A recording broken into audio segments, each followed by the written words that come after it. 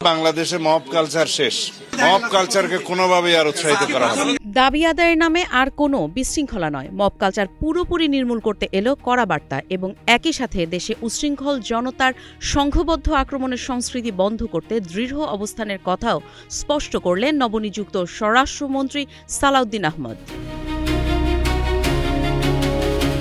মন্ত্রী হিসেবে শপথ নেয়ার পর বুধবার বিকেলে সচিবালয়ে নিজের প্রথম কর্মদিবসে স্বরাষ্ট্র মন্ত্রণালয়ের সম্মেলন কক্ষে তিনি স্পষ্ট ভাষায় বলেন, মব কালচার শেষ। দাবি আদায়ের নামে মব কালচার করা যাবে না, তবে যৌক্তিক দাবি আদায়ের জন্য মিছিল সমাবেশ করা যাবে, স্মারকলিপিও দেয়া যাবে। আমরা গণতান্ত্রিক ধারা অব্যাহত রাখতে চাই।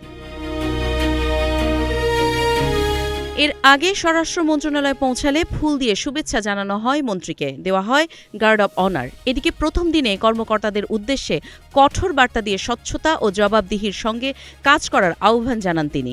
সাংবাদিকদের সঙ্গে আলাপকালে স্বরাষ্ট্রমন্ত্রী বলেন, পুলিশকে জনগণের বন্ধু বানাতে হবে, পুলিশের যে ভাবমূর্তি নষ্ট হয়েছে তা পুনরুদ্ধার করতে হবে।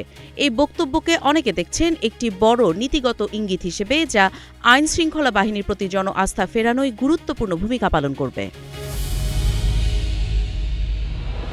স্বরাষ্ট্র মন্ত্রণালয়কে দুর্নীতিমুক্ত প্রতিষ্ঠান হিসেবে গড়ে তোলার অঙ্গীকার করেন তিনি। সাফ জানিয়ে দেন, কোনো প্রকার অবৈধ তদবির চলবে না।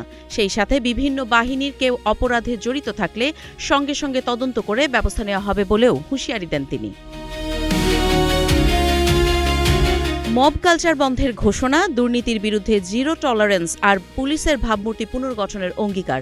নতুন স্বরাষ্ট্রমন্ত্রীর এই বার্তাগুলো বাস্তবে কতটা কার্যকর হয়, এখন সেটাই দেখার অপেক্ষায় গোটা রাষ্ট্র। কাজী ইশরাত জাহান দৃষ্টি, নাগরিক প্রতিদিন।